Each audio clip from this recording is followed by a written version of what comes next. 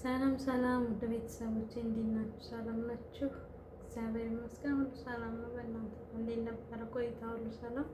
ላይክ ሰብስክራይብ ማድረጋችሁን እንዳትረሱ እባካችሁ ላይክ እያደረጋችሁ እና ዛሬ እንግዲህ በሚያሳዝን ሁኔታ ያው ታውቃላችሁ ደጉ ሰዎችን የሚረዳ በጣም ከማንኛውም ሰው ለየት ብሎ የሚታይ ሰው ቢኖር እንግዲህ እኛ ከኢትዮጵያ ደግ ሰዎች ከሚባሉት እና የተሰጠውን በአግባቡ የሚያደርግ ሰው አንደኛ የመጀመሪያው የኢትዮጵያ እርዳታ የሚረዳው አስተር አብነት ነው።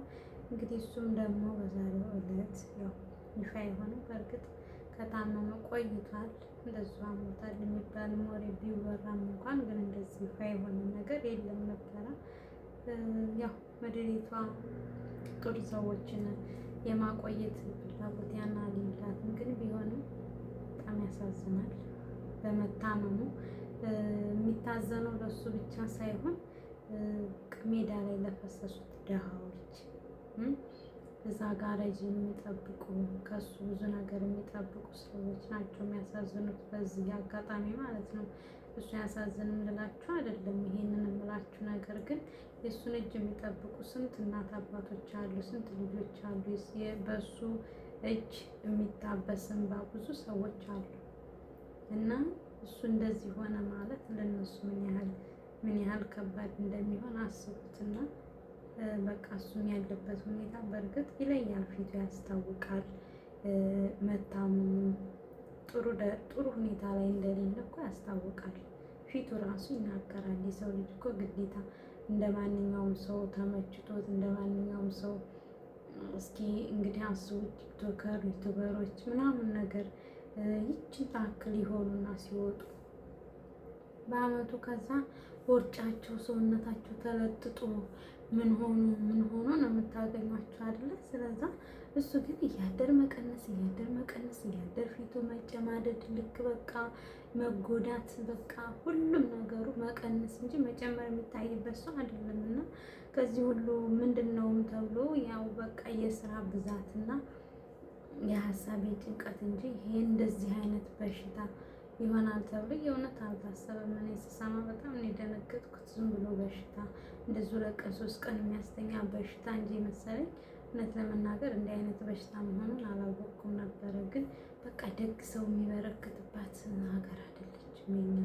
በጣም አስቸጋሪ ነው የእውነት። እኔ በጣም ነው የምፈራው ለእንደዚህ አይነት ሰዎች። በጣም የእውነት በጣም ነው የሚያስፈራው እንዲህ አይነት ሰዎች። እኔ በቃ ስስት ነው የምልላቸው ማለት ነው። እና እሱም እንግዲህ የሆነው እንደዚህ ነው። ዞሮ ያው ታክሞ ከዳነው እግዚአብሔር ይመስገን ደስ ይለናል። የእውነት ታክሞ ቢድን ደስ ይለኛል። እኔም በራሴ በቃ ካለው የትህትና አንጻር በራሱ የሚናገራቸው አማርኛዎች በቃ የሆኑ ሰውን የሚስቡ አይነት እና የሚያስደስቱ ናቸው። አስባችሁታል? እንግዲህ ሰው በዚህ ዓለም ላይ 2 አይነት ሰዎች አሉ። እነሱም አንዱ ሳይታመሙ ታመሙ ለገንዘብ የሚሰበስቡ ሰዎች አሉ። ሳይታገቱ ታገትን፣ ሳይሞቱ ሞትን ብለው ገንዘብ በሚሰበስቡበት ዓለም ላይ ታመሙ ገንዘብ አልፈልግም ጸሎት ነው የምፈልገው አለ።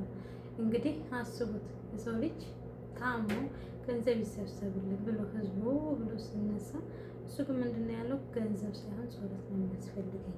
ገንዘብ እንሰብስብለት ብላችሁ ለማስተር አብነት ገንዘብ እንሰብስብ ብላችሁ ብትነሱ የባሰ ጭንቀት ውስጥና የባሰ በሽታ ውስጥ ነው እንጂ የምትሉኝ ለእኔ ምንም የሚጠቅመኝ ነገር የለም ብሎ ነው የተናገረው። በጣም ደስ የሚል ነገር ንግግሩ፣ በጣም ነው ደስ የሚለው ማለት ነው። የሰው ካረዳችሁ ብሎ የሚሳደብ ሰው ባለበት ዘበን ላይ አስቡት እንግዲህ።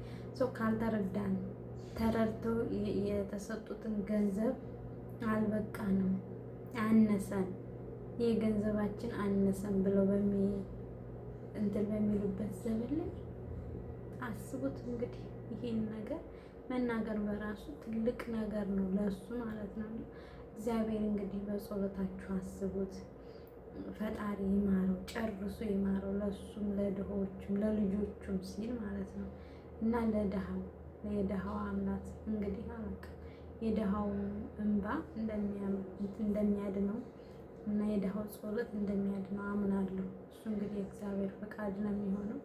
በእርግጥ ግን እንግዲህ እግዚአብሔር ያውቃል፣ ለሁሉም ነገር እግዚአብሔር ያውቃል ብለን ብናልፍ ነው የሚሻለው። እና እንግዲህ በጸሎታችሁ አስቡት። እውነት ጥሩ ሰው ነው። እንደዚህ በሚዲያ ላይ አንድ ቀን ስሙ ቆሽ ሳይል ነው ይኸው ስንት ዓመት እኔ ካወቅኩት ጀምሮ ማለት ነው።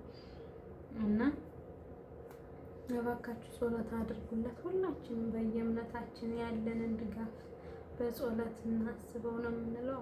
እውነቱን ነው። ከገንዘብ ይልቅ በቃ አስፈላጊ ከሆነ ጸሎት ነው ከገንዘብ በኋላ። እና ላይክ ሰብስክራይብ እያደረጋችሁ ለፉን ሁሉ ትወዳችኋለሁ። ፈጣሪ ነው